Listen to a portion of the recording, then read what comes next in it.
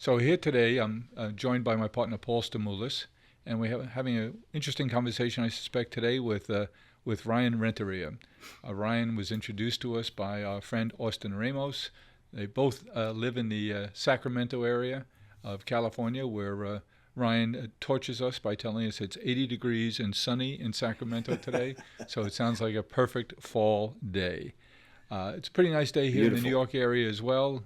Paul's just back from the Cotswolds in the UK visiting family there, and he said it was a very comfortable 45 to 50 degrees. So we have a range of temperatures, but fall is a spectacular time of the year.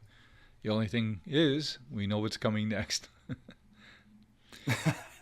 So here you are, you graduate from Stanford with honors and then make your way to Wall Street. That's right. And I started off in Goldman Sachs in equity research. And I sort of joke, I was working 75 hours a week, that we had it really easy compared to our investment banking colleagues who were working 100 hours a week. Mm-hmm. But probably 18 months in, I knew for me it was unsustainable and decided for quality of life to go to the hedge fund business. Slightly fewer hours, but much more intense and pressure. So the full-time job was on the West Coast or in New York? Full-time job was in New York, equity research in the consumer retail, hardlines retail sector. 18 months later, you realize this is unsustainable, and you make this tremendous decision using all of your good judgment skills to jump out of the frying pan into the fire, and you go to work for a pretty well-known hedge fund. What was that experience like? My mom said to me at the time, "I can't believe you're leaving safe Goldman Sachs." And ironically, the bulge brackets during the next downturn were laying people off. And in the hedge fund business, you had a chance to keep your job if you were able to generate P&L. So I worked for a firm called Balyasny, which was small at the time, and now 20 years later is one of the largest hedge funds in the world. And yeah, I was right in the fire. The individual I was working for said, "You have 1 year to learn all the names in the sector before you have to put capital to work." But 1 month in, I already had some ideas because I was covering a number of these stocks when I was at Goldman. And so I had a few wins right off the bat. And the first year I was running 10% of the capital. And next 2.5 years, I had very, very strong returns. And I was quite fortunate because I had a phenomenal boss that I learned a lot from, that gave me responsibility, that allowed me to run with things. And that set me up to be offered to become a partner at Karsh Capital, which was another hedge fund run by Michael Karsh, who had success as a partner of Druckenmiller's at Soros. And I came in there in 2005 to run all of consumer. And how long were you there, and how did it work out for you? Worked out phenomenally. I was there 5 years, had really good returns. And when I turned 30, I hit financial independence. And I walked into Michael's office and I said, "I'm retiring. I'm going to go volunteer with kids the rest of my life." And he gave me a hug and said, "That's great. You're too young. You'll be intellectually bored after a few years, and keep me posted." So I did basically create a hedge fund like schedule. I volunteered at 5 children's charities 5 days a week, and did some bucket list stuff. Also took stand-up comedy lessons and performed, got in the ring and learned how to box. My dad was a Gold Glove champion, so that was always a desire of mine. So sort of all the things I never had time to do prior when I head down in academia, in my academic career, and then in my career on Wall Street. So it was a very emotionally and spiritually fulfilling time. But he was ultimately right. After a few years, I was intellectually craving something different. And Ryan, you're a CEO coach, you're an author, you're an independent board member, you're a director, you're a speaker.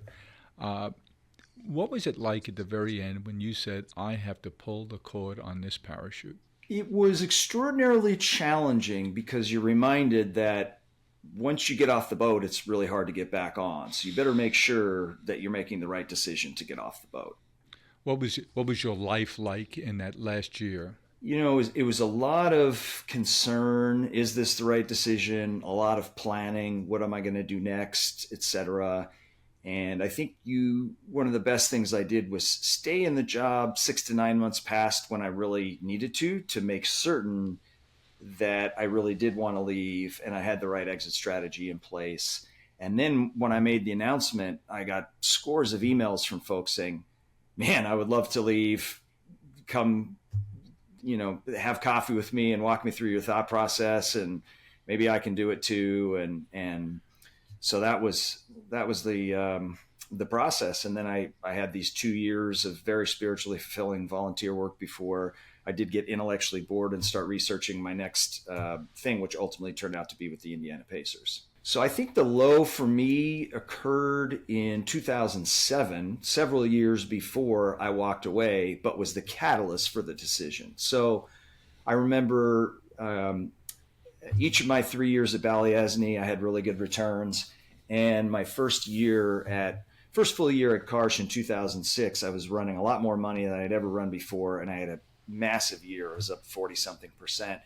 And so you get this feeling like, man, I've got this figured out and everything you're touching is working out. And I had a very brutal second half of 2007 that put me into negative territory for the first time. And I had hives all over my arms from the anxiety, and I wasn't sleeping. And that was sort of the wake up call to me. I want to end on my own terms. So I want to make sure I have a comeback year and go out on my own terms, but I do not want to go through this over the next 30 years while I'm trying to be a husband and a father, et cetera. And so I ended up actually having one of my best years ever in 2008 because I was very negative on the consumer. Thankfully, we had some great macro experts internally that helped on that front. And then I knew, okay, now I can start planning my exit strategy on my own terms and go out on top rather than off of this low. Mm-hmm. Paul, you've seen that you had a long Wall Street career before we rescued you from the pits of Wall Street. Yeah, and I'm listening to Ryan's story, which is amazing. But Ryan, and we'll get into the second chapter, which sounds like the more perhaps fulfilling side of it. But I mean, you clearly had skills in this space. You clearly found success in, almost every job you were in. But yet something wasn't quite working for you here. There was, at some point you again reach financial independence and make a switch and a pivot. What is it about? Were you starting to think about what are the skills that are transferable from what I'm now doing to what I then want to do, or you hadn't really thought about that? You just had heads down, get this done, and then lift your head at 30 and see what's next. Yeah, it was more that. I was not thinking at all about transferable skills at that point. I was thinking about how do I get to financial independence as fast as possible so I can walk away and then do whatever it is I want to do, whatever that may be. And that, whatever that may be, has to incorporate the fact that I want to be a husband and a father that's present, that's around, that's rested and involved and things of that nature. And so that was really just the thought process at the time. Put the head down, maximize while you can in your 20s, and you have this energy and you're not married yet, and then come out the other side and figure it out. And so honestly, when I left Wall Street, I think my email to people was genuine. I'm going to go volunteer with kids, and I think I'm going to do that in perpetuity. And I did that for 2 years without really spending a ton of time, at least in the first year, thinking about what was next for me from an intellectual and career perspective. You had achieved financial independence at a very young age, and that's golden. But before that, you came to the self-realization that this is not what you wanted to do forever, and that it was a means to an end. And I don't think everyone has that moment for them. They just figure, I'm going to do this as long as I can because look at the amount of money I can make here, and I don't know anything else. And I think that's where people get caught. I think what people most admire about your story and what you do now with your portfolio approach to life is that you had the intellectual maturity at a very young age to say, this isn't how I'm going to spend the rest of my years. There are other things I want that are more important to me. And I think what we wanted to touch on with you today is how you spend your life now, the process, of course, you've engineered, and how you're helping other people. It seems to me so many people that I've met recently, I think of Professor Arthur Brooks at Harvard, who's known as the happiness professor. Terrific guy. And who wrote a phenomenal book, Strength to Strength. And he has a new one out that's terrific. Just came out in August. It's terrific too. He's remarkable. But I think of him as a young man who's a former NBA basketball player, a New York legend, who's found sobriety himself after some really tragic incidents in his life. And he's spending his life now working a program called Rebound on the Road. His name is Jason Williams. And Jason runs this program here in Nassau County on Long Island, where he's taking people who need recovery, and he puts them in a 90-day program. It's based on faith. It's based on physical fitness. It's based on long, hard days. It's genuinely about building a community of people going through the same journey. And you emerge from that program 90 days, not 30, as with a CDL, a trailer truck driver's license, where you can work interstate. So now they have skills. And I met a guy, and he's just graduated from his program a few months ago. His name is Timmy, who did 18 years in prison in upstate New York. And he went through Jason's program, and now he's staying on to be an instructor. And he's a wonderful guy, and I so enjoyed getting to know him and hear his story and see how he's thrown himself into this new life. But the point being, whether it's Albert Brooks or it's Ryan Renteria, pursuing the idea of the best way to do good for yourself is to help somebody else. And Jason maintains his sobriety by helping others and working his program all the time. And people we all know who've gone through a 10-step program, a biggest part of those programs is sponsoring other people. And okay, the vocabulary is different in your world, but you're making your life better and richer because you're making your life about helping other people, whether it was the 2 years of working directly with kids or now serving on the board of Pride Industries there in the Sacramento area, the coaching you do. It seems to me that that's such an important element. If you want to overcome loneliness, find someone who's lonely and help them. And sure, Albert Brooks preaches that. Arthur Brooks preaches that all the time. Yeah, I think I learned from my mom at a young age. She just modeled the importance of giving to people that were less fortunate than us. And we were very lower to middle income, not worried about being homeless, but really watching every penny and not spending money on going out to eat or vacations or things of that nature. And I still saw her giving away blankets to homeless under the freeway or collecting money from the neighbors for medical bills for somebody who was even tougher spot than us. And so, there's a CEO in my group that I facilitate, and he's an empty nester and one of the best fathers I know. And he said, your kids listen to 10% of what you say and observe 100% of what you do.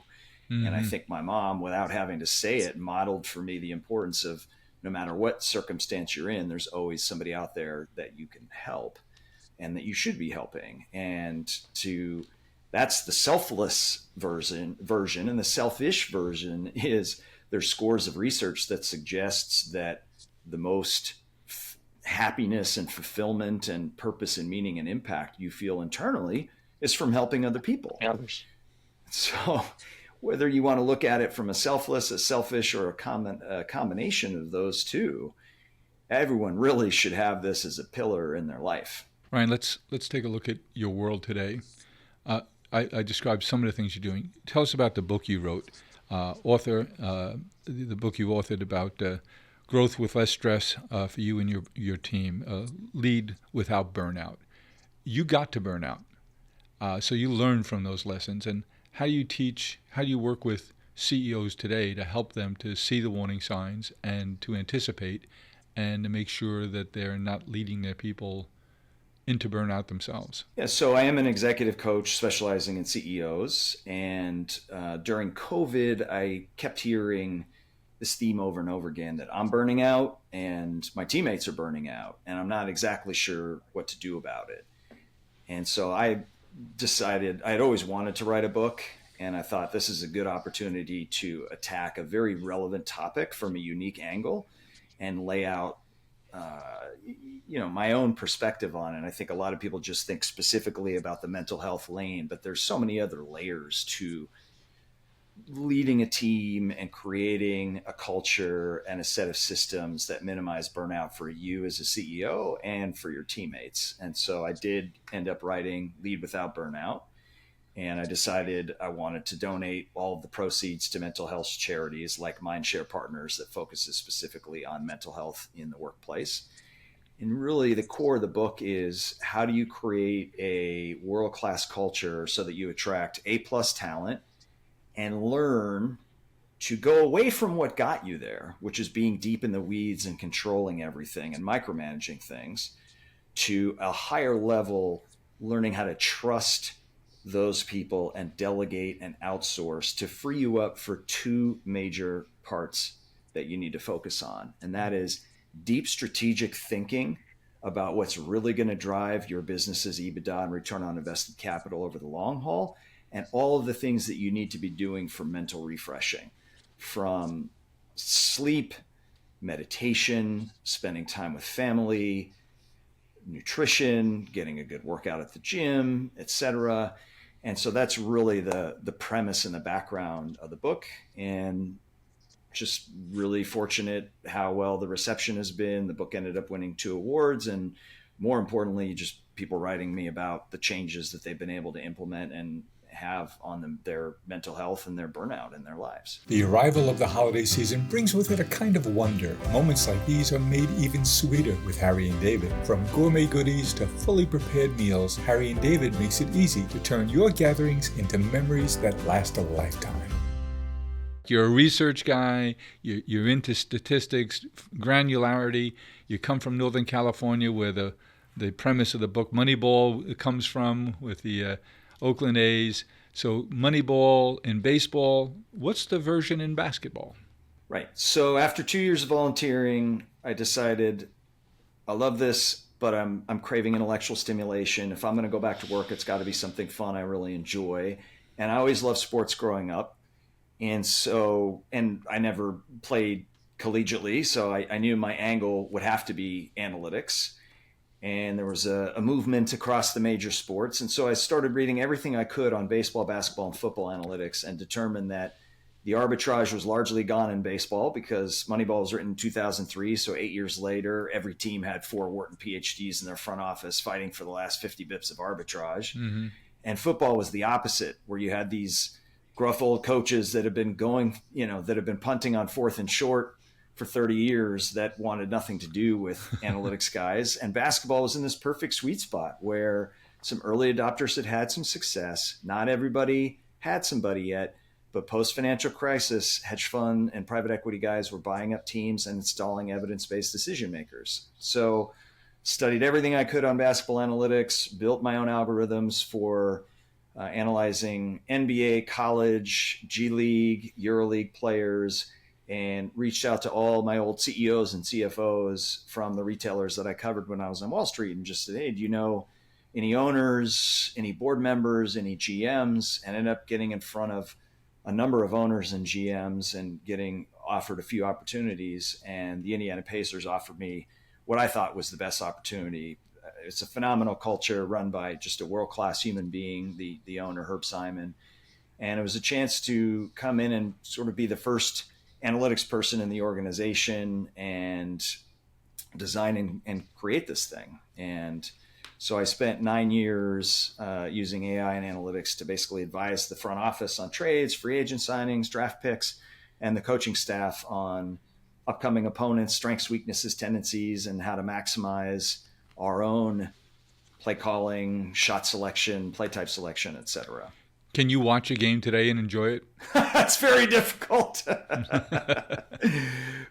You're always got to stop counting. Put your hands in your pockets, and you're thinking, yeah, and it's less fun because you're thinking process over outcome, and so guy takes a horrible shot on your team, takes a horrible shot and makes it, and instead of cheering, you're like, oh, terrible shot. I hope he doesn't do that again. Or vice, So, and I'll tell you, I'm a diehard sports fan, and the worst sporting experience of my life is going to a Pacers Kings game after I had walked away from the Pacers, and it was just impossible to watch because there was no way I could root against the Pacers, the phenomenal organization that took great care of me for 9 years. And it was very hard to root against the childhood team that I grew up rooting for. So sort of sat there like a mute, dispassionately watching basketball and having no fun. So. Well, the season's kicking off literally today, and I can see the anxiety level rising up in you, Ryan. Oh, goodness gracious. So anyway, that's the... How are the Pacers going to be I'm this happy year? to... Well, last year we went to the NBA Finals, and I felt very blessed. The owner invited me back. I went to Game 3 and saw a bunch of old colleagues and a bunch of old Pacers legends in the pregame celebration. And it was just an incredible team. And we were leading in Game 7 of the NBA Finals on the road against a young team who felt the pressure.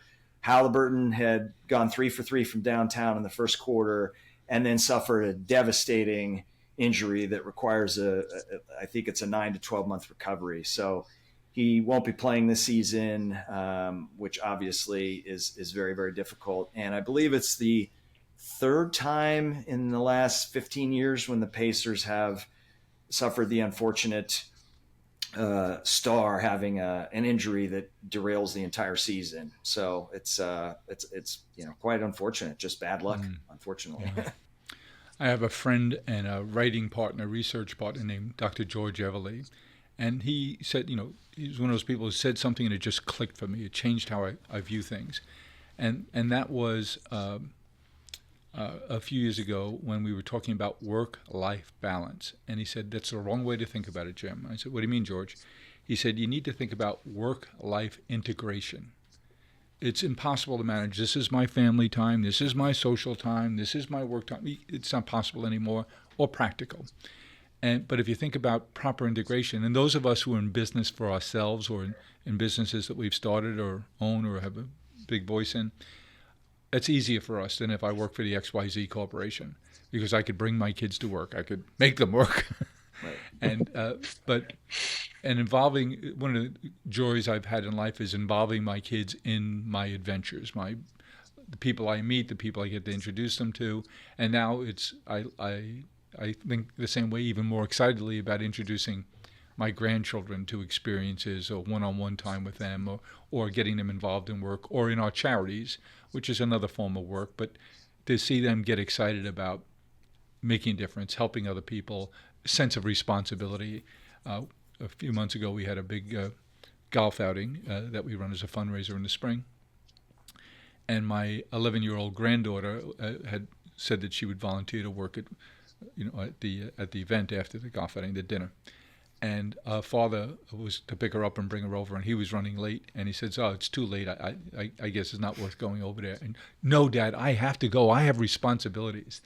And to see her there, working a table, selling chances, and really into it, and working with other people, developing relationships. She's the youngest there by 20 years, and she's a peer already. And it just fills me with joy to see that. But to know I have responsibility. So work-life integration is been ringing in my ears since George first introduced the idea to me 3 years ago. It sounds to me like you work on that a lot with your clients and a lot. Maybe Yep. yourself. 100%. I worked yesterday with a fellow up at a class in Harvard. His name is Sergio Lopez, and he runs Omnicom Productions, big company doing productions all over the world.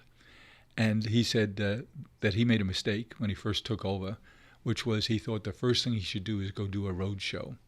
And he traveled around the world every month for a few months, meeting people, and he said it was the absolute wrong thing to do.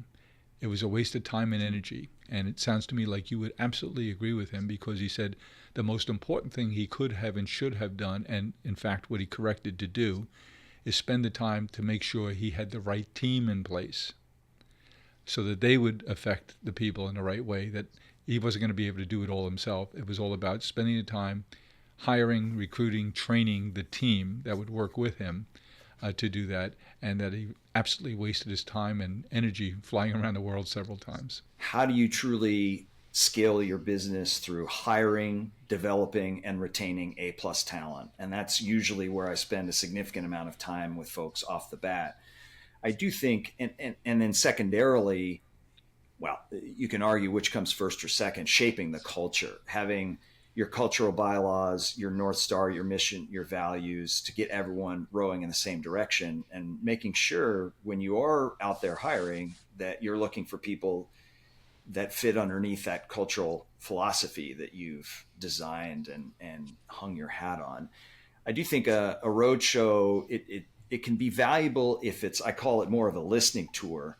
If somebody is a new CEO and there's a lot of people in the company that have great knowledge and ideas, going around and talking to employees, customers, vendors, suppliers, and just asking a significant amount of questions about what are we doing well? What could we be doing better? What are your pain points? What friction is there in the process, et cetera? All right. So the area I'd like to touch on is our narrative. How do we think about our narratives? We've heard a perfect example today of your narrative of your career life and now your blended career and family and social life. And I think that's so important. And I'm sure it's one of the things you work with your clients most on. I will confess to you that I use humor to dampen negative emotions I've had about things in my life. For example, I got thrown out of college after a couple of years, and I was very embarrassed about that. That was a failure in my life, and a very uncomfortable failure. But now I make it a part of who I am, and I often talk about the fact that this one college had the good judgment to throw me out. And then, so I make that a part of my narrative to go to the humor side of that. I talk about it being a mutual decision, but it really wasn't. And I remember I was at a strategic planning session for the college I graduated from, John Jay College of Criminal Justice, part of the City University of New York. I'm on the board there. We're at a strategic planning session. And the president said that she wanted to make sure that we worked hard to get students to graduate within 4 years. And she turned to me from my point of view, and I said, frankly, Carol, our president, college was 7 of the best years of my life. Well, she was horrified. But in fact, being able to make a joke about it makes me deal with it better. How do you work with your clients about their narrative?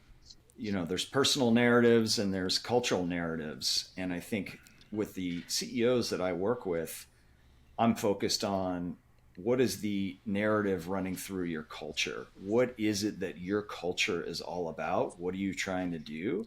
And how do you unite everyone around you to be part of something bigger than yourself and rowing in the right direction? Mm-hmm. So if you're sitting in your rocking chair way down the road and looking back, what were those cultural traits of the business that you would be most proud of? Mm-hmm. And that is really the narrative that you want to form as a leader, and the story that you're telling about why we're getting up every day. What's our purpose for existence? Why are we coming to work? What good in the world are we trying to do by solving XYZ customer pain point or problem? And that's the most important narrative that we really focus on. And, you know, on the personal side, from a personal narrative, that just can organically develop over time, but it's really all about doing the internal work to figure out what is most important to me in life. Do I want work-life integration? Do I want to prioritize family, work, philanthropy? What percentages, weights of the pie do I want to put on those? And if I look at my calendar and my time spent, am I staying true to that, or am I violating those things? And an amazing career it's been, Ryan, and it's so wonderful to hear your story and hear your journey. I think a lot of people will learn a lot and get some great examples from your experiences and from what you do. If people want to get in touch with you, Ryan Renteria, to find out, to get you to speak to their organization, to find your book, to find out about your coaching service. I know you're pretty booked up already, but how would people get in touch with you? Yeah, there's two ways. You can either find me on LinkedIn, and it's Ryan-Renteria, Renteria, or you can go to my website, thestretch5.com. Stretch 5 and the number 5? You could put in the word or the number, but yeah, F-I-V-E. And that has the Amazon link to my book, Lead Without Burnout, and there's a speaking page on there and all sorts of things. So. Well, get expected for a flood of input, because I think you've helped a lot of people today, and I think they're going to want to stay in touch with you. Ryan, thanks for sharing your story with us today. It's been a treat to get to know you even better.